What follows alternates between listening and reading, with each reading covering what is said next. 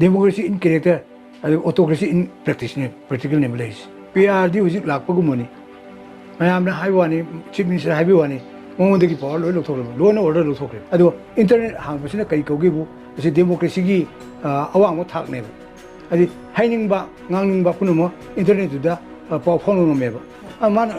oktoba adu jugo chado mi ne jugo chado wahi khara haibidi adu exception ne ka sunata ba chief minister gi against wa khitang hairu bugi de mukti adu gi phone number do lawraga koi thi thira kanda mi du pharaga jail thangmami aduga asigumba asam sathiba poche masi kain bok tongum de that means mai se man confess to getoro ai ji politic tabnina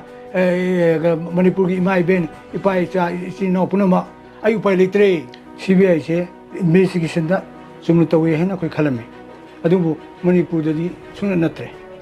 Chumba लान तो थोखरगा मखोई की final decision soupy पिरोए डिलेक्ट decision centre की मा यका गायरगा बीरेन फई हरकदा हराउदना माबु थेमगा ओइलगा ममिंगदु चिमिसोइन थमकाना युंगन थमगा थबकना बतोपन तोबने छात्र ओइरिंगै 1965 एमसु सेमलकपा मतमदगी मियामगी थबक तौजरकपा लोइनना मतम सांगना living media theatre की प्लेराइट अमदी डायरेक्टर ओइरकलबा हौजिकना मसागी चही 34 सुरबा अहल असिगी मचिन तुमलबा पाउदम सिमदी तसेंगना अतांगमनी तंजाबु फंगलबदी फमुंगी खुया लुखुम कोइना मचा मसु सिंगना थवाइगा हकचांगा खाइनरमदाई मतमदा तेंथाबा तागदबगी महुत इरमदम इमा लेबाकी दमक सोललबा मखुत्तु थांगतुना इमा लेबाकना याइफरे लौरमलगा थवाइना पोंथा पीबा पामजबा अहल अमसुनी कुमजा लिसिंगनी 12 की इनर लाइन परमिट की इहौदा अहानबा ओइना जुलाई तांग 3 तगी 13 फावबा पुलिस कस्टडी दा सिद्री फाव चरा हेंदुना मियामदा अचौबा इनोट हापलंबा लमयानबा अमसुनी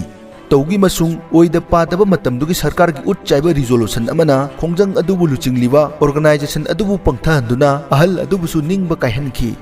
महाकना हौजिक थोकलिबा तमथिरेबा हिंसा असिगी मतंगदसु top top मओंगदा Marik Chumna पाउदम बिरखि मित्येंग तमिनरसि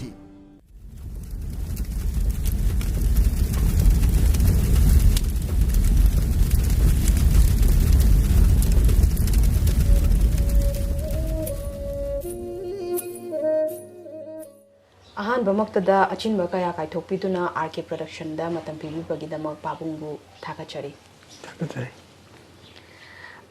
पाबुंग theatre हाइबजिदबु खुनाइगी mummy अदुम तादुना लागलिबनी मसिदा चही हुमफु मंगा हेना हिरमसिदा पोथाबा नाइदना होटनाबिरकलिबा पाबुंगना हौजिक लैरिबा इरमदमगी फिबमसिबु करिनी हाइना खनबिबगे उबिबगे थिएटर हाइबसि लाइव मीडिया ने प्रिंट मीडिया कांगबुना खबरदा केदा फोंबदुना वाफम अमनी अदो थिएटर दी हुजिक ओइरिबा फिल्म से अहिंग बोइना पुथोकदबो गाक्तनी अदुना उरिबिसिंगसे सागलकंदा अखोगी विजन दा थिएटर ओइना पुथोरकंदा अफबा फत्तबा पुनमसे अफबा मायोन पुनुबो होनबा अदुगुम ग्रुप अमगी आइसु वन ऑफ द लीडर ने अदुना आइना हुजिक फाउरिबसि करिनो हेबो हुजिक लेरिबा फिल्म सिदा सगी हाना शेक्सपियर मतम भावदा लेरमिसे आर्ट फॉर आर्ट सेक हाइबनी आर्ट की दमुत वाजबा आर्ट की दमुत तौजबनी अदुवा सगी जॉर्ज बनासो होय हेनरी इब्सन होयना थोरबा 19th सेंचुरी की मतुंगददी करी वरगेबो theatre is art for men sake हाइबो अदुना मियोबो पुंसीसे मसिबु याइफना बिदमुता आर्ट ना पुथोरकदमनी हाइबा वाखलोंदा सागलकपना मरम वरगा अखोइना होजि मतम मतम की ओइबा लाइबसिजे मसे अखोइना मियेंगसे थमजरकांदा अखोइना अफबा मोमा पुखरंग होनजे अदुना थोदो वाथोक पुनमक्से अखोइदा तंग तंग थेंगेबो मरम मसिना हुजि लेरि फिल्मसिदा कुकीगा मैतेगा हाना सुनिसे मसि तसेंबदी मखोइन तालिबदा बिदो मदु मैतेदी तांदु नति सरकार मणिपुर सरकार भारत सरकार ले सरकार दी तांदु ने आइनो प्रमाण त हाइजेगे एक्सटेंशन ऑफ सीजफायर से लिमिट लेतना पीरेन लौथोबदगी 18 जून द कई होइखि हाइबदा अचौबा मिसी मिना थोखि अदुगा मई चाकु मैम थोखि अदु कना तोगे कनामतदा इंडिविजुअल अमतदा होय हर्ट तौदे अदुगा तौगदोब कनानो अदु सरकारना लौथोकनि सरकार दा ताइने असुमना कुकीसु सरकार ताइनरगा मोने तालिबा दाबीदो दाबी इजदी मिपुं खुदुंना पामदु लोन हाइबा याबा गातनी डेमोक्रेसी नि अदुना मरम बोरगा तालिब दाबीदो फंगनु होनजो अखोइना कैसु येलोय अदु मखोइना अतमना जेनोसाइड ओइना हाइबदी ꯃꯩꯇꯩ ꯄꯨꯝꯅꯃꯛꯁꯤ ꯇꯨꯝꯍꯜꯂꯒꯦ ꯃꯇꯥꯒꯨꯝ ꯑꯩꯈꯣꯏꯔꯣꯝꯗ ꯑꯣꯟꯁꯤꯜꯂꯀꯥꯟꯗ ꯃꯤꯍꯥꯠ ꯑꯃ ꯂꯥꯛꯄꯁꯤꯗꯤ ꯃꯈꯣꯏꯒꯤ ꯇꯣꯉꯥꯟꯕ ꯀꯩꯅꯣꯗꯨ ꯇꯧꯕ ꯃꯥꯜꯂꯛꯇ꯭ꯔꯦꯕ ꯗꯤꯃꯥꯟꯗꯨ ꯃꯥꯜꯂꯛꯇ꯭ꯔꯦꯕ ꯑꯩꯈꯣꯏꯁꯦ ꯂꯣꯏꯅꯃꯛ ꯍꯥꯠꯇꯣꯛꯑꯀꯥꯟꯗ ꯃꯈꯣꯏꯅ ꯑꯆꯧꯕ ꯈꯨꯕꯝ ꯑꯃ ꯁꯦꯝꯍꯧꯔꯒꯦ ꯍꯥꯏꯕ ꯃꯥꯜꯂꯦꯕ ꯑꯗꯨꯅꯤ ꯑꯩꯉꯣꯟꯗ ꯐꯥꯎꯔꯤꯕꯁꯦ ꯄꯥꯕꯨꯡ ꯃꯅꯤꯄꯨꯔꯗ ꯍꯧꯖꯤꯛ ꯊꯣꯛꯂꯤꯕꯁꯤꯒ ꯀꯥꯁꯃꯤꯔꯗ ꯊꯣꯛꯈꯤꯕꯗꯨꯒ ꯀꯗꯥꯏꯗ ꯀꯔꯤ ꯃꯥꯟꯅꯩ ꯍꯥꯏꯅ ꯄꯥꯕꯨꯡꯅ ꯈꯟꯕꯤꯕꯒꯦ ꯃꯔꯝꯗꯤ ꯀꯥꯁꯃꯤꯔ ꯑꯁꯤ ꯚꯥꯔꯠꯀ ꯄꯥꯀꯤꯁꯇꯥꯟꯒ ꯇꯥꯏꯅꯕ ꯃꯐꯝ ꯌꯥꯝ ꯁꯦꯔꯤꯌꯁ ꯑꯣꯏꯕ ꯃꯐꯝ ꯑꯃꯅꯤ ꯃꯁꯤꯗ ꯍꯥꯏꯔꯤꯕ ꯀꯩꯅꯣꯁꯦ ꯀꯥꯁꯃꯤꯔꯒ ꯄꯥꯀꯤꯁꯇꯥꯟꯒꯒꯤ ꯃꯔꯛꯇ ꯂꯩꯅꯔꯤꯁꯦ ꯀꯥꯁꯃꯤꯔꯗꯁꯨ ꯄꯥꯡꯒꯜ ꯃꯌꯥꯝ ꯂꯩ ꯑꯗꯨꯒ ꯁꯣꯝꯒꯤ ꯀꯩꯅꯣꯒꯤ ꯍꯤꯟꯗꯨꯒꯤꯁꯨ ꯈꯔ ꯂꯩ ꯂꯩꯕꯁꯤ ꯑꯅꯤꯒꯤ ꯃꯔꯛꯁꯤꯗ ꯈꯟꯗꯣꯛꯄꯗ ꯋꯥꯔꯛꯄ ꯑꯗꯨꯒꯨꯝꯕ ꯄꯣꯠ ꯑꯃ ꯂꯩ ꯑꯗꯨꯅ ꯃꯔꯝ ꯑꯣꯏꯔꯒ ꯉꯁꯥꯏꯒꯤ ꯚꯥꯔꯠ ꯁꯔꯀꯥꯔꯁꯤꯅ ꯃꯤ ꯑꯃꯈꯛ ꯊꯝꯃꯛꯀꯨꯝ ꯎꯏꯌꯦꯕ ꯃꯔꯝꯗꯤ ꯀꯥꯁꯃꯤꯔꯁꯤ ꯊꯨꯒꯥꯏ ꯊꯣꯛꯑꯗꯤ ꯃꯆꯥ ꯃꯆꯥ ꯊꯣꯛꯅ ꯊꯨꯒꯥꯏ ꯊꯣꯛꯑꯗꯤ ꯀꯟꯇ꯭ꯔꯣꯜ ꯇꯧꯕꯁꯤ ꯋꯥꯔꯣꯏ ꯍꯥꯏꯅ ꯈꯟꯕ ꯑꯗꯨꯒꯨꯝꯕ ꯂꯩꯕꯗꯨꯅ ꯃꯆꯦꯠ ꯑꯍꯨꯝ ꯊꯣꯛꯅ ꯈꯥꯏꯗꯣꯛꯈꯤꯕꯁꯤꯗ ꯁꯦꯟꯇꯔꯒꯤ ꯂꯩꯉꯥꯛ ꯁꯥꯁꯣꯟ ꯑꯃ ꯄꯨꯔꯛꯈꯤꯕ ꯃꯗꯨꯃꯥꯏꯅ ꯃꯅꯤꯄꯨꯔꯁꯤꯁꯨ ꯀꯔꯤ ꯑꯣꯏ ꯍꯥꯏꯗ ꯇ꯭ꯔꯥꯏꯕ ꯑꯍꯨꯝ ꯍꯥꯏꯕꯗꯤ ꯀꯩꯅꯣ ꯅꯥꯒꯥ ꯀꯨꯀꯤ ꯃꯩꯇꯩ ꯒ꯭ꯔꯨꯞ ꯈꯔ ꯆꯥꯎꯕꯁꯤꯡꯁꯦ ꯑꯍꯨꯝꯅꯦꯕ ꯑꯍꯨꯝꯁꯤ ꯃꯅꯨꯡꯗ ꯈ꯭ꯋꯥꯏꯗꯒꯤ ꯂꯨꯕ ꯇ꯭ꯔꯥꯏꯕꯁꯦ ꯃꯈꯣꯏꯅ ꯎꯔꯤꯁꯤ ꯀꯩꯅꯣꯗ ꯃꯩꯇꯩꯁꯦ ꯃꯁꯤꯗꯤ ꯄꯥꯔꯤ ꯄꯨꯔꯤꯗꯒꯤ ꯃꯈꯣꯏꯅ ꯍꯤꯁꯇ꯭ꯔꯤ ꯌꯦꯡꯕ ꯀꯥꯟꯗ ꯆꯍꯤ 2,000 ꯃꯃꯥꯡꯒꯤ ꯍꯤꯁꯇ꯭ꯔꯤ ꯌꯦꯡꯕ ꯀꯥꯟꯗ ꯃꯁꯤꯗꯤ ꯊꯥꯡ ꯈꯛꯇꯛ ꯄꯥꯏꯔꯒ ꯅꯣꯡꯃꯩ ꯒꯨꯂꯤꯒꯤ ꯃꯃꯥꯡꯗ ꯆꯣꯡꯉꯒ ꯃꯊ꯭ꯋꯥꯏ ꯊꯥꯕ ꯉꯝꯕ ꯅꯣꯡ ꯃꯊ꯭ꯋꯥꯏ ꯊꯥꯈꯤꯕ ꯉꯝꯕ ꯑꯗꯨꯒꯨꯝꯕ ꯒ꯭ꯔꯨꯞꯅꯤ ꯃꯅꯤꯄꯨꯔꯁꯦ ꯏꯔꯦꯅ ꯁꯨꯃꯥꯏꯅ ꯊꯝꯃꯒꯗꯤ ꯐꯔꯔꯣꯏ ꯍꯥꯏꯗꯅ ꯑꯥꯔꯝ ꯁ꯭ꯄꯦꯁꯦꯜ ꯄꯥꯋꯔ ꯑꯦꯛꯁꯦ ꯃꯁꯤ ꯑꯃꯨꯛ ꯍꯥꯞꯆꯤꯜꯂꯝꯃꯤꯅꯦꯕ ꯑꯁꯥꯝꯅ ꯃꯅꯤꯄꯨꯔꯅ ꯑꯗꯨꯒ ꯊꯣꯟꯖꯤꯜꯂꯝꯃ ꯀꯥꯟꯗ ꯑꯩꯈꯣꯏꯒꯤ ꯈꯣꯡ ꯈꯨꯠ ꯄꯨꯁꯤꯜꯂꯒ ꯊꯝꯃꯦꯕ ꯑꯁꯤꯒꯨꯝꯕ ꯗ꯭ꯔꯦꯒꯣꯅꯦꯜ ꯑꯦꯛꯁꯦ ꯃꯁꯤ ꯍꯥꯞꯆꯤꯜꯂꯝꯃꯤꯅꯤ ꯑꯁꯨꯃꯥꯏꯅ ꯇꯧꯗꯅ ꯃꯅꯤꯄꯨꯔꯁꯤ ꯑꯁꯨꯌꯥꯝꯅ ꯂꯨꯔꯕ ꯃꯐꯝꯁꯤꯗ ꯃꯩꯇꯩꯁꯤ ꯂꯥꯛꯅꯕ ꯋꯥꯅꯤ ꯍꯥꯏꯕꯁꯤ ꯃꯈꯣꯏ ꯋꯥꯈꯜꯗ ꯈꯟꯕ ꯃꯥꯜꯂꯦ ꯑꯗꯨ ꯃꯔꯝ ꯑꯣꯏꯗꯨꯅ ꯀꯨꯀꯤꯅ ꯑꯍꯥꯟꯕ ꯍꯧꯔꯛꯏ ꯃꯩ ꯊꯥꯔꯛꯏ ꯑꯗꯨ ꯍꯥꯠꯂꯤ ꯍꯥꯏꯕꯁꯤ ꯅꯣꯡꯃꯩ ꯀꯥꯞꯁꯤꯜꯂꯤ ꯍꯥꯏꯕꯁꯤ ꯀꯩꯅꯣ ꯍꯣꯝ ꯃꯤꯅꯤꯁꯇꯔ ꯃꯁꯥꯃꯛ ꯂꯩꯅ ꯃꯅꯤꯄꯨꯔꯗ ꯍꯤꯞꯅ ꯎꯔꯤꯕꯅꯤ ꯇꯥꯔꯤꯕꯅꯦꯕ ꯄꯨꯡ ꯑꯃ ꯅꯠꯇꯦ ꯃꯤꯅꯤꯠ ꯈꯨꯗꯤꯡꯒꯤ ꯃꯥ ꯄꯥꯎ ꯂꯧꯔꯤꯕꯅꯤ ꯈꯪꯉꯤꯕꯅꯤ ꯑꯗꯨ ꯈꯪꯅ ꯃꯥꯅ ꯅꯨꯃꯤꯠ 6ꯅꯤꯗ ꯂꯣꯏꯕ ꯌꯥꯕ ꯅꯨꯡꯁꯤꯅꯅ ꯄꯨꯔꯛꯄ ꯌꯥꯕꯗꯣ ꯊꯝꯃꯝꯗꯦꯕ ꯃꯥꯅ ꯃꯌꯨꯝ ꯍꯟꯈꯤꯑꯕ ꯍꯟꯈ꯭ꯔꯒ ꯑꯗꯨꯝ ꯀꯟꯇꯤꯅ꯭ꯌꯨ ꯇꯧꯍꯜꯂꯦꯕ ꯂꯥꯛꯀꯅꯤ ꯍꯥꯏꯔꯒ ꯑꯃꯨꯛ ꯂꯥꯛꯇꯅ ꯀꯟꯇꯤꯅ꯭ꯌꯨ ꯇꯧꯍꯜꯂꯦꯕ ꯀꯟꯇꯤꯅ꯭ꯌꯨ ꯇꯧꯍꯟꯕꯁꯤꯅ ꯇꯥꯛꯄꯗꯤ ꯍꯦꯟꯅ ꯑꯋꯥꯕ ꯊꯦꯡꯅꯍꯜꯂꯀꯥꯟꯗ ꯅꯨꯡꯁꯤꯅꯗꯕꯁꯦ ꯍꯦꯟꯒꯠꯍꯜꯂꯦꯕ ꯍꯧꯖꯤꯛ ꯀꯨꯀꯤ ꯍꯥꯟꯅ ꯅꯨꯡꯁꯤꯔꯝꯕꯗꯣ ꯀꯨꯀꯤ ꯃꯄꯥꯟꯗꯒꯤ ꯀꯥꯡꯕꯨ ꯅꯨꯡꯁꯤꯗꯦ ꯍꯥꯏꯔꯝꯕꯗꯣ ꯍꯧꯖꯤꯛꯇꯤ ꯃꯅꯨꯡ ꯐꯥꯎꯕ ꯅꯨꯡꯁꯤꯔꯛꯇ꯭ꯔꯦꯕ ꯀꯔꯤꯗ ꯌꯦꯡꯉꯣ ꯑꯩꯈꯣꯏꯅ ꯄ꯭ꯔꯥꯏꯝ ꯃꯤꯅꯤꯁꯇꯔꯅ ꯅꯦꯀꯦꯠ ꯑꯣꯏꯕ ꯅꯨꯄꯤ ꯃꯆꯥ ꯀꯨꯀꯤ ꯑꯅꯤꯈꯛꯀꯤ ꯑꯗꯨꯗꯤ ꯑꯩꯈꯣꯏꯅ ꯍꯧꯈꯤꯕꯗ ꯀꯩꯀꯩ ꯇꯧꯈꯤꯒꯦ ꯁꯨꯌꯦꯡ ꯌꯦꯡꯕꯤꯗꯅ ꯑꯗꯨꯒꯤꯗꯃꯛꯇ ꯂꯩꯕꯥꯛ ꯁꯔꯥꯁꯟꯈꯤꯕ ꯄ꯭ꯔꯤꯊꯤꯕꯤꯁꯦ ꯑꯗꯨꯒ ꯉꯁꯤ ꯅꯨꯄꯤ ꯃꯆꯥ ꯑꯃꯒ ꯅꯨꯄꯥ ꯃꯆꯥ ꯑꯃꯒ ꯁꯥꯇ꯭ꯔꯒꯤ ꯄꯨꯟꯁꯤꯗ ꯆꯍꯤꯁꯨ ꯅꯧꯔꯤꯕ ꯑꯗꯨꯕꯨ ꯀꯔꯤ ꯇꯧꯈꯤꯕꯅꯣ ꯍꯥꯏꯕꯁꯨ ꯑꯩꯈꯣꯏ ꯏꯃꯥꯖꯤꯟ ꯇꯧꯕ ꯀꯥꯟꯗ ꯌꯥꯝ ꯁꯦꯔꯤꯌꯁ ꯑꯣꯏꯕ ꯄꯣꯠ ꯑꯃ ꯑꯣꯏꯅ ꯎꯍꯜꯂꯀꯥꯟꯗ ꯍꯥꯠꯈꯤꯕꯁꯦ ꯃꯥ ꯉꯁꯤ ꯐꯥꯎꯕ ꯋꯥꯡꯐꯥꯎ ꯍꯥꯏꯗꯦꯕ ꯀꯔꯤ ꯇꯧꯕꯩ ꯍꯥꯏꯗꯦ ꯇꯥꯗꯕ ꯅꯠꯇꯦꯕ ꯃꯥ ꯂꯣꯏ ꯇꯥꯔꯤꯕꯅꯤ ꯆꯨꯝꯅꯒꯤ ꯀꯩꯅꯣꯗ ꯃꯄꯥꯟꯗ ꯁꯥꯟꯅꯕ ꯆꯠꯂꯨꯕꯒꯤ ꯁꯤꯜꯚꯔ ꯃꯦꯗꯜ ꯐꯪꯕꯗ ꯍꯔꯥꯎꯅ ꯃꯥꯅ ꯋꯦꯜꯀꯝ ꯇꯧꯋꯦꯕ ꯑꯗꯨ ꯁꯤꯒꯨꯝꯕꯁꯤꯗꯤ ꯃꯥ ꯉꯁꯤ ꯐꯥꯎꯕ ꯋꯥ ꯉꯥꯡꯗꯦꯕ ꯁꯤꯅ ꯇꯥꯛꯄꯗ ꯑꯩꯈꯣꯏ ꯋꯥꯈꯜꯗ ꯃꯥꯒꯤ ꯊꯃꯣꯏꯗ ꯃꯅꯤꯄꯨꯔꯁꯤ ꯃꯆꯦꯠ ꯇꯥꯅ ꯊꯨꯒꯥꯏꯕꯒꯤ ꯋꯥꯈꯜ ꯑꯃ ꯂꯩꯔ ꯃꯥꯅꯦ ꯈꯜꯂꯦꯕ ꯄꯥꯕꯨꯡ ꯃꯤꯌꯥꯝꯒꯤ ꯏꯍꯧ ꯑꯆꯧꯕ ꯀꯌꯥꯗ ꯊꯧꯗꯥꯡ ꯌꯥꯗꯨꯅ ꯂꯥꯛꯄꯤꯈꯤꯕ ꯄꯥꯕꯨꯡꯅꯤ ꯍꯧꯖꯤꯛ ꯃꯤꯌꯥꯝꯒꯤ ꯏꯍꯧꯁꯤ ꯋꯥꯡꯈꯠꯂꯛꯂꯕꯗꯤ ꯁꯧꯒꯠꯄ ꯁꯥꯕ ꯀꯌꯥꯅ ꯏꯍꯧꯁꯤꯕꯨ ꯅꯥꯊꯩꯍꯟꯅꯕꯒꯤ ꯍꯣꯠꯅꯈꯤꯕ ꯐꯤꯕꯝ ꯀꯌꯥ ꯑꯩꯈꯣꯏꯅ ꯊꯦꯡꯈꯥꯡ ꯀꯌꯥꯗ ꯃꯅꯤꯄꯨꯔꯗ ꯎꯕ ꯐꯪꯈ꯭ꯔꯦ ꯃꯁꯤꯗ ꯄꯥꯕꯨꯡꯒꯤ ꯑꯦꯛꯁꯄꯤꯔꯤꯌꯦꯟꯁ ꯅꯆꯥꯁꯤꯡꯗ ꯈꯤꯇꯪ ꯊꯝꯕꯤꯌꯨ ꯑꯩꯅ ꯍꯥꯏꯖꯅꯤꯡꯕꯗꯤ 1965ꯇ ꯃꯅꯤꯄꯨꯔꯗ ꯆꯥꯛ ꯇꯥꯡꯕꯗꯒꯤ ꯌꯥꯝꯅ ꯋꯥꯕ ꯐꯤꯕꯝ ꯂꯥꯛꯈꯤꯕꯗ ꯍꯧꯅꯗꯅ ꯏꯃꯥ ꯏꯕꯦꯟ ꯑꯗꯒꯤ ꯁꯥꯇ꯭ꯔ ꯅꯍꯥꯔꯣꯟ ꯄꯨꯂꯞꯅ ꯅꯣꯡꯃꯒꯤ ꯑꯌꯨꯛꯇ ꯇꯁꯦꯡꯅ ꯑꯃꯨꯕ ꯅꯣꯡꯍꯧ ꯑꯃ ꯂꯥꯛꯄꯗꯧꯅ ꯆꯤꯐ ꯀꯃꯤꯁꯅꯔ ꯑꯣꯏꯔꯝꯕ ꯃꯇꯝꯗꯨꯒꯤ 1965ꯗ ꯑꯗꯨꯒꯤ ꯃꯄꯥꯟꯗ ꯂꯩꯔꯛꯄ ꯈ꯭ꯋꯥꯏꯔꯝꯕꯟ ꯕꯖꯥꯔꯒꯤ ꯑꯗꯨꯗ ꯕꯥꯛ ꯋꯥꯌꯔꯅ ꯈꯥꯕꯗꯣ ꯃꯗꯨ ꯈꯪꯍꯧꯗꯅ ꯅꯝꯈꯥꯏꯔꯒ ꯆꯪꯉꯦꯕ ꯑꯩꯁꯨ ꯑꯦꯖ ꯖꯦꯅꯔꯦꯜ ꯁꯦꯀ꯭ꯔꯦꯇꯔꯤ ꯑꯣꯐ ꯀꯩꯅꯣ ꯊꯧꯕꯥꯜ ꯀꯣꯂꯦꯖ ꯑꯩꯁꯨ ꯌꯥꯎꯅ ꯆꯪꯉꯨꯏꯕ ꯆꯪꯕ ꯀꯥꯟꯗ ꯃꯈꯣꯏꯅ ꯅꯨꯡꯁꯤ ꯍꯩꯇꯅ ꯅꯣꯡꯃꯩꯅ ꯀꯥꯞꯊꯣꯔꯛꯇꯅ ꯃꯤ 3 ꯁꯤꯈꯤ ꯑꯩꯈꯣꯏ ꯁꯥꯇ꯭ꯔ ꯃꯅꯨꯡꯗ ꯁꯤꯈꯤ ꯑꯗꯨꯒ ꯑꯇꯣꯞꯄꯁꯨ ꯌꯥꯎꯈꯤ ꯄꯨꯝꯅꯃꯛꯁꯤ ꯀꯔꯤꯗꯒꯤꯅꯣ ꯍꯥꯏꯕ ꯀꯥꯟꯗ ꯉꯁꯥꯏꯒꯤ ꯃꯤꯅꯨꯡꯁꯤ ꯌꯥꯎꯗꯕ ꯑꯋꯥ ꯑꯅꯥ ꯃꯌꯥꯝ ꯊꯣꯛꯏꯗꯣ ꯀꯩꯁꯨ ꯈꯟꯗꯕꯗꯒꯤ ꯊꯣꯛꯂꯛꯄ ꯏꯍꯧꯅꯦꯕ ꯁꯨꯃꯥꯏꯅ ꯂꯥꯛꯏꯕ ꯍꯧꯖꯤꯛ ꯑꯣꯏꯔꯤꯕ ꯐꯤꯕꯝꯁꯤꯗꯁꯨ ꯍꯧꯖꯤꯛ ꯑꯗꯨꯒꯨꯝꯕ ꯃꯤꯁꯤꯡꯗꯣ ꯒ꯭ꯔꯨꯞꯁꯤꯡꯗꯨ ꯂꯩꯇꯕ ꯅꯠꯇꯦꯕ ꯑꯗꯨꯅ ꯑꯩꯈꯣꯏꯅ ꯄꯥꯝꯃꯤ ꯃꯗꯨꯗꯤ ꯍꯧꯖꯤꯛ ꯍꯧꯅꯔꯨꯕ ꯀꯧꯗꯅ ꯃꯌꯥꯝ ꯍꯧꯔꯛꯏꯕꯁꯤ ꯑꯩꯈꯣꯏꯅ ꯋꯦꯜꯀꯝ ꯇꯧꯏ ꯑꯗꯨꯒ ꯃꯩꯇꯩꯒꯤ ꯕ꯭ꯂꯠꯇꯁꯨ ꯍꯥꯟꯅ ꯌꯥꯎꯔ ꯂꯥꯛꯈ꯭ꯔꯕꯅꯤ ꯑꯩꯈꯣꯏ ꯊꯥꯡ ꯑꯃꯈꯛ ꯄꯥꯏꯔꯒ ꯅꯣꯡꯃꯩ ꯒꯨꯂꯤ ꯃꯃꯥꯡꯗ ꯆꯣꯡꯉꯛꯇꯅ ꯑꯩꯈꯣꯏꯒꯤ ꯊꯋꯥꯏ ꯊꯥꯈꯤꯕ ꯉꯥꯛꯇꯅꯤ ꯑꯗꯣ ꯑꯩꯈꯣꯏꯅ ꯅꯣꯛꯅ ꯊꯥꯈꯤꯕ ꯉꯥꯛꯇꯅꯦꯕ ꯑꯗꯨꯒꯤ ꯏꯗꯣ ꯑꯩꯈꯣꯏꯗꯤ ꯍꯧꯖꯤꯛꯐꯥꯎꯕ ꯂꯩꯔꯤꯅ ꯈꯜꯂꯦꯕ ꯑꯗꯨꯕꯨ ꯌꯩꯈꯥꯏ ꯊꯤꯡꯒꯥꯏꯕ ꯌꯥꯎꯗꯕꯗꯤ ꯅꯠꯇꯦꯕ ꯑꯗꯨ ꯄꯨꯝꯅꯃꯛꯇꯨ ꯌꯥꯎꯔꯒꯁꯨ ꯑꯄꯨꯟꯕ ꯑꯃꯗꯤ ꯁꯣꯏꯗꯅ ꯂꯥꯛꯐꯝ ꯊꯣꯛꯑꯦꯕ ꯑꯗꯨꯅ ꯍꯧꯖꯤꯛꯁꯦ ꯃꯥꯒꯤ ꯇꯣꯉꯥꯟ ꯇꯣꯉꯥꯟꯕ ꯁꯪꯁꯊꯥꯟ ꯁꯦꯝꯗ꯭ꯔꯁꯨ ꯑꯦꯟꯗꯤ ꯆꯞ ꯃꯥꯟꯅꯩꯕ ꯒꯣꯜꯗꯨꯗꯗꯤ ꯁꯣꯏꯗꯅꯀꯤ ꯄꯨꯜꯂꯛꯈꯤꯅꯤ ꯍꯥꯏꯕ ꯑꯁꯥꯗꯣ ꯑꯗꯨꯅꯦꯕ ꯑꯩꯈꯣꯏꯅ ꯉꯥꯏꯔꯤꯁꯦ ꯄꯥꯕꯨꯡ CSO ꯑꯃꯗꯤ ꯃꯈꯜ ꯀꯌꯥꯒꯤ ꯑꯣꯔꯒꯅꯥꯏꯖꯦꯁꯟ ꯂꯩꯅ ꯄꯦꯟꯗꯕ ꯀꯌꯥ ꯊꯨꯝꯍꯠꯈꯤꯕꯗꯒꯤ ꯌꯨꯠ ꯑꯣꯐ ꯃꯅꯤꯄꯨꯔꯒꯨꯝꯕ ꯑꯣꯔꯒꯅꯥꯏꯖꯦꯁꯟ ꯀꯌꯥ ꯊꯣꯛꯂꯛꯂꯤ ꯍꯧꯖꯤꯛ ꯊꯕꯛ ꯇꯧꯔꯤ ꯃꯁꯤꯒꯤ ꯃꯔꯝ ꯀꯔꯤꯅꯤ ꯍꯥꯏꯅ ꯈꯟꯕꯤꯕ ꯑꯗꯨꯅꯤ ꯉꯁꯥꯏ ꯑꯉꯥꯡꯒꯤꯅ ꯊꯣꯛꯏꯁꯦ ꯃꯌꯥꯝꯁꯤꯅ ꯃꯥꯒꯤꯇꯣꯉꯥꯟ ꯇꯣꯉꯥꯟꯕ ꯑꯦꯟꯗꯤ ꯃꯥꯟꯅꯩ ꯈꯪꯉꯁꯨ ꯈꯣꯡꯖꯪꯗꯤ ꯇꯣꯉꯥꯟ ꯇꯣꯉꯥꯟꯂꯛꯄꯅꯤꯅ ꯗꯤꯐ꯭ꯔꯦꯟ ꯃꯥꯌꯣꯛꯅꯔꯤꯕ ꯑꯃꯨꯛꯇꯪꯗ ꯃꯥꯌꯣꯛꯅꯒꯗꯕꯗꯣ ꯇꯣꯉꯥꯟ ꯇꯣꯉꯥꯟ ꯃꯥꯌꯣꯛꯅꯔꯤꯕ ꯑꯗꯨꯅ ꯀꯩꯗꯧꯒꯦꯕꯨ ꯀꯅꯥꯒꯨꯝꯕ ꯈꯔꯅ ꯇꯣꯉꯥꯟꯕ ꯋꯥꯍꯩ ꯌꯥꯎꯔꯛꯏ ꯇꯣꯉꯥꯟꯕ ꯑꯃꯅ ꯈꯔ ꯌꯥꯎꯔꯛꯏ ꯑꯗꯨꯒꯤ ꯃꯣꯠ ꯃꯥꯟꯅꯗꯕꯗꯣ ꯎꯔꯤꯕ ꯁꯤ ꯎꯕꯁꯤ ꯄꯦꯜꯂꯛꯇꯗꯅ ꯃꯁꯤꯗꯤ ꯃꯌꯥꯝ ꯑꯝꯇ ꯇꯤꯟꯅꯗꯕꯤꯗ ꯃꯌꯥꯝꯒꯤ ꯑꯝꯇ ꯒ꯭ꯔꯨꯞ ꯑꯝꯇꯒꯤ ꯌꯥꯎꯗꯕꯤꯗ ꯑꯩꯈꯣꯏ ꯌꯨꯠ ꯑꯣꯐ ꯃꯅꯤꯄꯨꯔ ꯍꯥꯏꯕ ꯑꯃ ꯑꯩꯈꯣꯏ ꯇꯧꯔꯒ ꯑꯩꯈꯣꯏ ꯅꯍꯥꯔꯣꯟꯁꯤꯅ ꯁꯤꯒꯨꯝꯕ ꯈꯣꯡꯊꯥꯡꯁꯤꯃ ꯊꯥꯡꯖꯤꯜꯂꯒꯗꯤ ꯁꯣꯏꯗꯅ ꯃꯈꯣꯏꯒ ꯁꯔꯀꯥꯔꯒ ꯎꯅꯔꯤꯕ ꯋꯥꯈꯜꯂꯣꯟ ꯃꯥꯟꯅꯔꯤꯕ ꯃꯥꯟꯅꯗꯕꯗꯣ ꯃꯗꯨ ꯁꯣꯏꯗꯅ ꯄꯨꯊꯣꯛꯄ ꯉꯝꯃꯅꯤ ꯍꯥꯏꯕ ꯋꯥꯈꯜꯂꯣꯟꯗ ꯃꯈꯣꯏ ꯆꯣꯡꯊꯣꯛꯄ ꯅꯦꯅ ꯑꯩꯅ ꯈꯜꯂꯦ ꯄꯥꯕꯨꯡ ꯃꯁꯤꯃꯛ ꯑꯩꯈꯣꯏꯒꯤ ꯂꯥꯏꯑꯣꯏꯈ꯭ꯔꯕ ꯂꯝꯌꯥꯟꯕ ꯏꯔꯥꯕꯣꯠꯀꯨꯝꯕ ꯂꯨꯆꯤꯡꯕ ꯑꯃ ꯉꯁꯤ ꯂꯩꯇꯕꯒꯤꯅꯤ ꯍꯥꯏꯅꯗꯤ ꯂꯧꯕ ꯌꯥꯒꯗ꯭ꯔꯥ ꯃꯥꯗꯤ ꯇꯁꯦꯡꯕꯗꯤ ꯃꯥꯒꯨꯝꯕ ꯃꯤꯊꯣꯏ ꯃꯤꯍꯦꯟꯕ ꯑꯃꯗꯤ ꯃꯅꯤꯄꯨꯔꯗ ꯑꯃꯨꯛ ꯍꯟꯅ ꯊꯣꯛꯂꯛꯀꯅꯤꯕ ꯊꯥꯖꯗꯦ ꯑꯗꯨ ꯇꯨꯡꯏꯟꯕꯗꯤ ꯑꯣꯏꯒꯅꯤ ꯃꯥꯒꯨꯝꯅ ꯊꯣꯛꯂꯛꯄꯗꯤ ꯌꯥꯔꯣꯏ ꯍꯥꯏꯕꯗꯤ ꯃꯥꯗꯤ ꯅꯤꯡꯊꯧꯒꯤ ꯃꯌꯥꯝꯕꯒꯤ ꯃꯆꯥꯅꯨꯄꯤ ꯂꯧꯕ ꯌꯥꯝ ꯆꯥꯎꯈ꯭ꯔꯕ ꯑꯗꯨꯒꯤ ꯃꯊꯛꯇ ꯗꯔꯕꯥꯔ ꯃꯦꯝꯕꯔ ꯑꯃꯁꯨ ꯑꯣꯏꯔꯝꯃꯤꯕ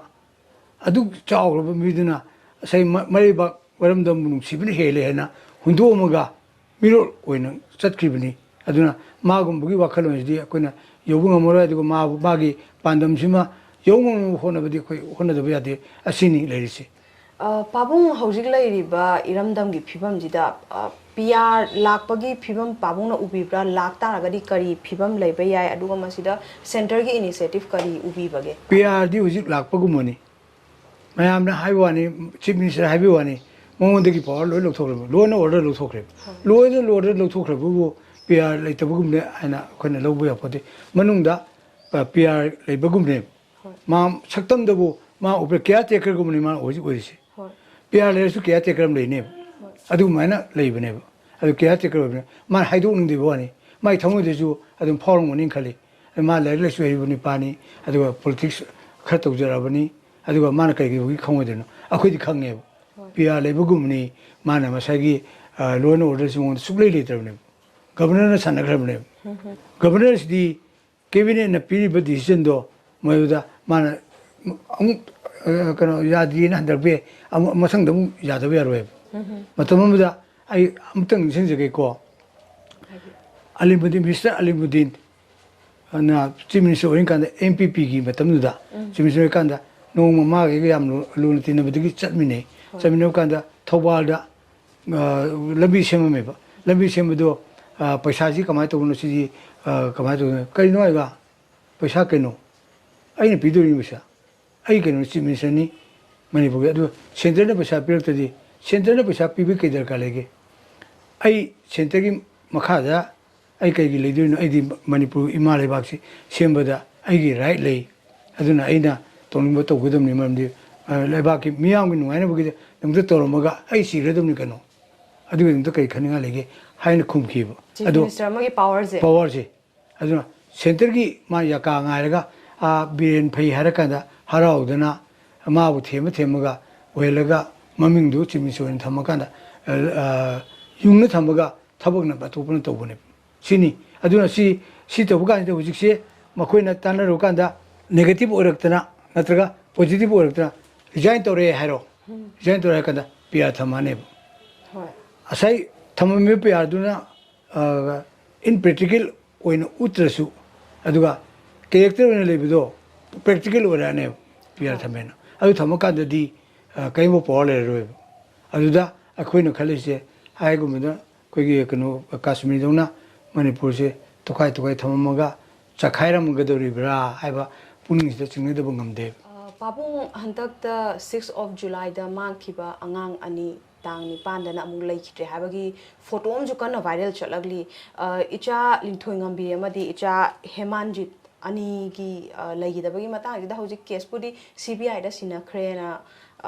ꯁꯔꯀꯥꯔꯅꯁꯨ ꯁꯨꯃꯥꯏꯅ ꯍꯥꯏꯕꯤꯈ꯭ꯔꯦ ꯇꯥꯛꯄꯤꯈ꯭ꯔꯦ ꯃꯁꯤꯗ CBIꯁꯦ ꯀꯌꯥꯝ ꯔꯤꯂꯥꯏꯕꯜ ꯑꯣꯏꯗꯦ ꯍꯤꯔꯝꯁꯤꯗ ꯍꯥꯏꯕꯗꯣ ꯄꯥꯕꯨꯡꯒꯤ ꯃꯣꯠ ꯈꯤꯇꯪ ꯊꯝꯕꯤꯌꯨ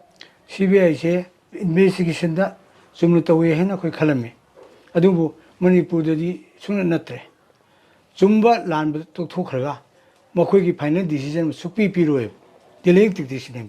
ꯍꯥꯏꯕꯗꯤ ꯃꯣꯅꯣꯔꯣꯃꯥꯒꯤ ꯍꯥꯛꯇꯛꯇꯒꯤ ꯍꯧꯅ ꯉꯁꯤꯐꯥꯎꯗ ꯑꯁꯨꯛ ꯀꯨꯏꯔꯕ ꯑꯁꯥꯝ ꯔꯥꯏꯐꯜꯅ ꯑꯗꯨ ꯇꯧꯔꯝꯃꯦ ꯑꯗꯥ ꯇꯧꯔꯝꯃꯦꯅ ꯍꯥꯠꯇꯣꯛꯄꯤꯔꯝꯃꯕ ꯑꯗꯨꯒꯨꯝꯕ ꯃꯣꯅꯣꯔꯣꯃꯥꯗꯣ ꯉꯁꯤꯐꯥꯎꯗ ꯐꯥꯏꯅꯦꯜ ꯄꯤꯕ ꯉꯝꯗ꯭ꯔꯦ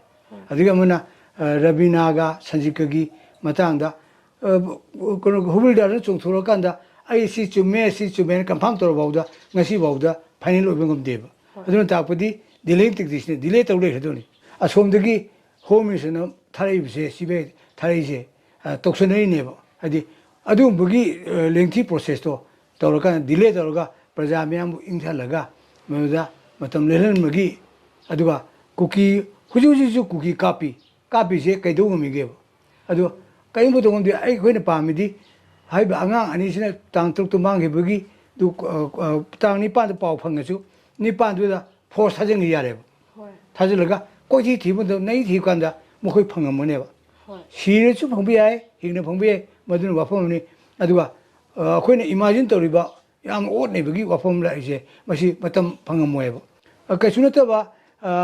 ꯆꯤꯐ ꯃꯤꯅꯤꯁꯇꯔꯒꯤ ꯑꯦꯒꯦꯟꯁꯇ ꯋꯥ ꯈꯤꯇꯪ ꯍꯥꯏꯔꯨꯕꯒꯤꯗꯃꯛꯇꯗꯤ ꯑꯗꯨꯒꯤ ꯀꯩꯅꯣꯗꯣ ꯐꯣꯟ ꯅꯝꯕꯔꯗꯣ ꯂꯧꯔꯒ ꯀꯣꯏꯊꯤ ꯊꯤꯔꯀꯥꯟꯗ ꯃꯤꯗꯨ ꯐꯥꯔꯒ ꯖꯦꯜ ꯊꯝꯃꯝꯃꯤ ꯑꯗꯨꯒ ꯑꯁꯤꯒꯨꯝꯕ ꯑꯁꯨꯛ ꯁꯥꯊꯤꯕ ꯄꯣꯠꯁꯦ ꯃꯁꯤ ꯀꯔꯤꯝꯐꯥꯎ ꯇꯧꯕ ꯉꯝꯗꯦꯕ ꯗꯦꯠ ꯃꯤꯟꯁ ꯃꯥꯁꯦ ꯃꯥꯅ ꯀꯟꯐꯦꯁ ꯇꯧꯒꯦ ꯇꯧꯔꯣ ꯑꯩꯁꯦ ꯄꯋꯥꯔ ꯂꯩꯇꯕꯅꯤꯅ ꯃꯅꯤꯄꯨꯔꯒꯤ ꯏꯃꯥ ꯏꯕꯦꯟ ꯏꯄꯥ ꯏꯆꯥ ꯏꯆꯤꯟ ꯏꯅꯥꯎ ꯄꯨꯝꯅꯃꯛ ꯑꯩ ꯎꯄꯥꯏ ꯂꯩꯇ꯭ꯔꯦ ꯄꯥꯕꯨꯡ ꯐꯅꯁꯨ ꯀꯨꯏꯔꯦ 3rd of Mayꯗꯒꯤ ꯀꯩꯅꯣꯒꯤ ꯁꯟꯗꯥ ꯋꯥꯏꯔꯝꯗꯒꯤ ꯀꯩꯅꯣ ꯃꯣꯕꯥꯏꯜ ꯏꯟꯇꯔꯅꯦꯠ ꯊꯤꯡꯒꯔꯦ ꯊꯪꯅꯕ ꯅꯨꯃꯤꯠꯇꯒꯤꯅ ꯕ꯭ꯔꯣꯗꯕꯦꯟ ꯁꯔꯚꯤꯁꯦꯁ ꯊꯤꯡꯒꯔꯦ ꯍꯧꯖꯤꯛ ꯑꯦꯛꯁꯇ꯭ꯔꯥ ꯄꯩꯁꯥ ꯃꯌꯥꯝ ꯄꯨꯊꯣꯛꯑꯀꯥꯟꯗ ꯃꯌꯥꯝꯁꯦ ꯕ꯭ꯔꯣꯗꯕꯦꯟ ꯁꯔꯚꯤꯁ ꯍꯥꯡꯗꯣꯛꯅꯔꯛꯄꯒꯤ ꯃꯇꯨꯡꯗ ꯏꯀꯨꯏ ꯀꯨꯏꯗꯅ ꯍꯟꯗꯛꯇ ꯑꯃꯨꯛ ꯃꯣꯕꯥꯏꯜ ꯗꯥꯇꯥ ꯍꯥꯡꯉꯦꯅ ꯃꯌꯥꯝꯁꯦ ꯈꯔ ꯍꯔꯥꯎꯅꯔꯨꯔꯦ ꯑꯣꯟꯂꯥꯏꯟ ꯁꯔꯚꯤꯁꯦꯁ ꯇꯧꯕ ꯃꯤꯁꯤꯡ ꯃꯅꯤꯄꯨꯔ ꯃꯄꯥꯟꯗ ꯆꯠꯂꯒ ꯊꯕꯛ ꯇꯧꯔꯝꯕ ꯃꯤꯁꯤꯡ ꯃꯅꯤꯄꯨꯔꯗ ꯍꯜꯂꯛꯇꯅ ꯁꯥꯇ꯭ꯔꯁꯤꯡꯒꯤ ꯅꯨꯡꯉꯥꯏꯕꯒꯤ ꯄꯟꯈꯩ ꯂꯩꯇꯕ ꯃꯤꯀꯨꯞ ꯑꯃ ꯍꯥꯏꯕꯗꯣ ꯉꯥꯏꯍꯥꯛꯇꯪ ꯑꯣꯏꯇꯥꯔꯒꯁꯨ ꯃꯈꯣꯏ ꯋꯥꯈꯜ ꯅꯨꯡꯉꯥꯏꯊꯣꯛꯈꯤ ꯑꯗꯣ ꯍꯧꯖꯤꯛ ꯑꯃꯨꯛ ꯏꯀꯥꯟ ꯀꯥꯟꯅꯗꯅ ꯑꯃꯨꯛ ꯃꯣꯕꯥꯏꯜ ꯗꯥꯇꯥ ꯊꯤꯡꯖꯤꯟꯈꯤꯕꯁꯦ ꯁꯤꯅ ꯅꯍꯧꯅꯅ ꯃꯌꯥꯝꯗ ꯂꯛꯅꯕ ꯑꯃ ꯑꯣꯏꯅꯁꯨ ꯊꯣꯛꯈ꯭ꯔꯦꯅ ꯅꯆꯥꯅ ꯂꯧꯖꯩ ꯄꯥꯕꯨꯡꯒꯤ ꯋꯥꯈꯜꯂꯣꯟ ꯑꯝꯇ ꯊꯝꯕꯤꯌꯨ ꯁꯤ ꯃꯇꯥꯡꯗ ꯑꯗꯨ ꯑꯆꯨꯝꯕꯅꯤ ꯍꯥꯏꯕꯗꯤ ꯀꯔꯤꯒꯨꯝꯕ ꯏꯟꯇꯔꯅꯦꯠꯇꯨ ꯍꯥꯡꯉꯝꯗ꯭ꯔꯒꯗꯤ ꯍꯥꯏꯔꯤꯕ ꯑꯉꯥꯡ ꯑꯅꯤꯁꯤꯒꯤ ꯄꯣꯖꯤꯁꯟꯁꯦ ꯈꯪꯉꯝꯃꯣꯏꯕ ꯑꯗꯨꯅ ꯑꯩꯈꯣꯏ ꯍꯧꯖꯤꯛ ꯐꯥꯎꯕꯗ ꯃꯌꯥꯝꯁꯦ ꯑꯋꯥꯕ ꯑꯣꯏꯔꯝꯒꯅꯦꯕ ꯕꯤꯔꯦꯟꯒꯤ ꯀꯩꯅꯣꯁꯦ ꯀꯩꯅꯣꯝ ꯃꯥꯟꯁꯤꯜꯂꯛꯑꯦ ꯍꯥꯏꯕꯗꯤ ꯃꯥꯅ ꯏꯟꯇꯔꯅꯦꯠ ꯍꯥꯡꯉꯨꯕꯗꯒꯤ ꯊꯧꯗꯣꯛꯁꯨ ꯎꯈꯤꯗꯅ ꯏꯔꯥꯡ ꯍꯧꯔꯛꯏꯕꯅꯤ ꯑꯗꯨꯗꯤ ꯏꯟꯇꯔꯅꯦꯠꯁꯤ ꯊꯝꯖꯤꯜꯂꯗꯤ ꯊꯣꯛꯏꯕ ꯊꯧꯗꯣꯛ ꯃꯌꯥꯝꯁꯦ ꯃꯁꯤ ꯎꯗ꯭ꯔꯒꯗꯤ ꯃꯌꯥꯝꯁꯤ ꯂꯥꯡꯕ ꯀꯩꯁꯨ ꯍꯦꯟꯅ ꯂꯥꯡꯈꯠꯂꯛꯑꯣꯏ ꯍꯥꯏꯕ ꯋꯥꯈꯜꯂꯣꯟꯗ ꯃꯥꯟꯁꯤꯜꯂꯛꯑꯦꯕ ꯑꯗꯣ ꯏꯟꯇꯔꯅꯦꯠ ꯍꯥꯡꯕꯁꯤꯅ ꯀꯔꯤ ꯀꯧꯒꯦꯕꯨ ꯃꯁꯤ ꯗꯦꯃꯣꯀ꯭ꯔꯦꯁꯤꯒꯤ ꯑꯋꯥꯡꯕ ꯊꯥꯛꯅꯦꯕ ꯍꯥꯏꯗꯤ ꯍꯥꯏꯅꯤꯡꯕ ꯉꯥꯡꯅꯤꯡꯕ ꯄꯨꯝꯅꯃꯛ ꯏꯟꯇꯔꯅꯦꯠꯇꯨꯗ ꯄꯥꯎ ꯐꯥꯎꯅ ꯉꯝꯃꯦꯕ ꯃꯥꯅ ꯑꯣꯛꯇꯕ ꯑꯗꯨ ꯖꯨꯒꯣꯠ ꯆꯥꯗꯕ ꯃꯤꯅ ꯖꯨꯒꯣꯠ ꯆꯥꯗꯕ ꯋꯥꯍꯩ ꯈꯔ ꯍꯥꯏꯕꯗꯨꯗꯤ ꯑꯗꯨꯗꯤ ꯑꯦꯛꯁꯦꯞꯁꯅꯦꯜꯅꯤ ꯃꯗꯨꯗꯤ ꯑꯩꯈꯣꯏ ꯊꯤꯕ ꯌꯥꯄꯣꯟꯇꯦ ꯑꯗꯨꯒ ꯃꯤꯌꯥꯝ ꯃꯔꯩꯕꯥꯛ ꯅꯨꯡꯁꯤꯕ ꯃꯤꯌꯥꯝꯒꯤꯗꯃꯛꯇ ꯈꯟꯕ ꯀꯥꯡꯕꯨꯗꯤ ꯑꯣꯜꯃꯣꯁ ꯑꯗꯨꯒꯨꯝꯕ ꯁꯖꯦꯁꯟ ꯄꯤꯕ ꯅꯠꯇꯅ ꯅꯠꯇ꯭ꯔꯒ ꯑꯔꯥꯟꯕ ꯆꯨꯝꯊꯣꯛꯄ ꯅꯠꯇꯅ ꯀꯔꯤꯝꯐꯥꯎ ꯇꯧꯔꯛꯑꯣꯏꯕ ꯑꯗꯨ ꯄꯨꯝꯅꯃꯛꯇꯣ ꯀꯩꯒꯨꯝꯕ ꯑꯉꯥꯡ ꯑꯅꯤꯁꯦ ꯏꯟꯇꯔꯅꯦꯠ ꯍꯥꯡꯉꯝꯗ꯭ꯔꯗꯤ ꯑꯉꯥꯡ ꯑꯅꯤꯒꯤ ꯐꯤꯕꯝꯁꯦ ꯑꯩꯈꯣꯏꯅ ꯎꯕ ꯐꯪꯉꯝꯃꯣꯏꯕ ꯀꯌꯥꯝ ꯊꯤꯅ ꯃꯊꯥ ꯁꯥꯏ ꯍꯧꯖꯤꯛ ꯏꯟꯇꯔꯅꯦꯠ ꯍꯥꯡꯉꯤꯁꯦ ꯁꯨꯝ ꯃꯊꯪ ꯍꯥꯡꯉꯒ ꯃꯌꯥꯝ ꯄꯨꯝꯅꯃꯛ ꯏꯔꯦꯟꯅ ꯄꯤꯅꯤꯡꯕ ꯁꯖꯦꯁꯟ ꯃꯌꯥꯝꯗꯣ ꯄꯤꯔꯛꯇꯅ ꯃꯈꯣꯏꯒꯤꯁꯨ ꯃꯤꯠ ꯅꯥꯀꯣꯡ ꯑꯣꯏꯗꯣꯔꯤꯅꯤ ꯑꯗꯣ ꯄꯨꯝꯅꯃꯛꯁꯤ ꯅꯠꯇꯕꯅ ꯕ꯭ꯔꯣꯗ ꯕꯦꯟꯁ ꯈꯔ ꯍꯥꯡ ꯑꯗꯩ ꯃꯥꯒꯤ ꯂꯣꯏꯅꯕ ꯈꯔꯅ ꯄꯥꯏꯕꯗꯨꯅꯗꯤ ꯎꯕ ꯂꯣꯏ ꯉꯝꯄꯣꯠꯇꯦꯕ ꯃꯅꯤꯄꯨꯔ ꯄꯨꯝꯕ ꯎꯍꯟꯒꯦꯗꯤ ꯑꯗꯨꯅꯦꯕ ꯑꯗꯨꯒ ꯇꯁꯦꯡꯅꯁꯨ ꯍꯦꯛ ꯍꯥꯡꯉꯤꯁꯤ ꯀꯔꯤꯅꯣꯕꯨ ꯆꯨꯔꯆꯥꯟꯄꯨꯔ ꯍꯥꯡꯉꯝꯕꯗꯣ ꯃꯗꯨꯒꯤ ꯊꯛꯇꯣꯛꯅꯕ ꯑꯗꯩ ꯈꯔ ꯁꯣꯝꯒꯤ ꯗꯤꯄꯥꯔꯠꯃꯦꯟꯒꯤ ꯃꯣꯏꯒꯤ ꯀꯥꯡꯕꯨꯁꯤꯡꯗꯨ ꯄꯦꯁꯅꯦꯟ ꯀꯥꯡꯕꯨꯁꯤꯡꯗꯨ ꯃꯗꯨ ꯆꯩꯔꯥꯛ ꯈꯔ ꯈꯤꯇꯪ ꯄꯤꯁꯟꯅꯔꯒ ꯂꯣꯠꯄ ꯌꯥꯅꯕ ꯍꯥꯏꯅ ꯆꯨꯔꯆꯥꯟꯄꯨꯔꯗ ꯁꯤꯖꯤꯟꯅꯔꯤꯕ ꯃꯈꯣꯏꯁꯤꯡꯗꯨꯗꯤ ꯑꯦꯛꯁꯟ ꯂꯧꯕ ꯉꯝꯗꯦꯕ मादी मयाम के मम्मी तो उच्चाई उच्चाई बोना लौसलगा सोमदा इंटरनेट हांगदि वा थोकता है ना इंटरनेट हांगपनेबा सिजु मखल अमनेबा मयामदा उच्चाई बने मा तोसे अदु उच्चाई सि अदुम चाइरो न हुजिसु कइदोबगि नोमा थिगिबो ए तौरि पुनुसे अदु लेरे अदा लेरे अदुदा असिबदु लेरे हायरकदुदु हाइबो ngमरोयबा इंटरनेट कनो हांगदरबना सि डेमोक्रेसी रबसिबो डेमोक्रेसी चपल एबा आमदुदि ओइदर डेमोक्रेसी इन कैरेक्टर अदु ऑटोक्रेसी इन प्रैक्टिस ने प्रैक्टिकल ने मलेस इंडिया से होय बाबू असी हेने पाबुंग इंटरव्यू जे लोइसलपगी सरुक अमोयना मियेंग ताबिरिबा आरके प्रोडक्शन की व्यूअर्स सिंग दा पाबुंग की ओइबा पाउचलम तंग पिबियो तसेंगना आरके प्रोडक्शन की लेरिबा मीडिया सिना आइंगोंदा ngasi इंटरव्यू तो बिरिसे यामना अतांगबा पोसा अमो ओय आइना थाजदबा आइना एक्सपेक्ट तौदबा हाइबदी मणिपुर दी ग्रुपिज्म लेबा पोनी आइगी थमोइदा खंजबसे अखोइगुंबा सिंसियरली तौबा अदुगा लोंग एक्सपीरियंस लेरपा पुनमक्सिदी कानद्रे अखोइ ग्रुप खर ओइजरगा लोरे हाइबा पोलम लेबदुदो कनामतसु लाक्पिदि अदुबो आरके प्रोडक्शन ना खंगौदना आइबु कइदगिनो थिजन बिरगा खर खतंग मयांगदुंगु सेवा तौ फंगजखिबा निपा अमनि खलकांदा सही आम अहलमनि मागी पाव मागी वखलोन लोकसेन लाइसे सिबु अइना ख्वाइदे वांगना थागचरी असुमाइना कना कनागुंबा थमुइदि ngangningba हाइजनिंगबा अदुगा इजु इबा कनामसु थौबिदबा अदुगा मम्मी कयासु लेरमखिनी अदु आरके प्रोडक्शन ना थिबिरगा हन तौबिरगा कनागुंबा म्यूसिंगदु कई सही आमबसिंगदो मदुगी लोंग एक्सपीरियंस है मसी कनानसु फंगबंग नते हान उगिबा हाना उगिबा निमि उगिबा मीदुना निमि मसिंग कया थौदो कया थिनरखिबनी मदु पुनुमकी एक्सपीरियंस तो मदु पाउदम कांदा अदु हुजिक थुइबा थौदोक्सिदा कई ओरपु याबगे हाइबा पोतु ओपिनियन लौबिरा कांदा तुंगदा लाकदरिबा थौदोक पयामदो मदु तुंगिननबा पब्लिश तौबिरा कांदा मदुगी वाफमदो मदुना मयामदा कानबा पेपा ओइबा ओइसनु हाइना खंजरा कांदा आई मफमदे आइन